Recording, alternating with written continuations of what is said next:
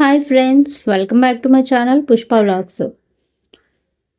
ఈ వీడియోలో ఏంటంటే ఈ ఫ్రాక్ స్టిచ్ చేశానండి మా పాపకి.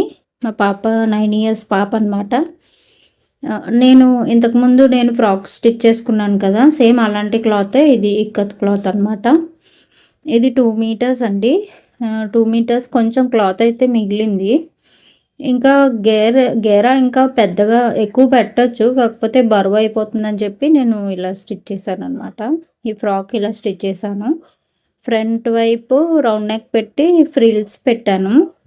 షో బటన్ ఇచ్చి నార్మల్ హ్యాండ్సే పెట్టాను. అండ్ బ్యాక్ సైడ్ ఒక బౌ ఇచ్చి రౌండ్ నెక్ పెట్టి షో బటన్ ఇచ్చానండి. అండ్ థ్రెడ్స్ కూడా పెట్టాను. బ్యాక్ సైడ్ హుక్స్లు పెట్టాను అనమాట. కింద మనకి 2 లేయర్స్ ఫ్రాక్ ఇది.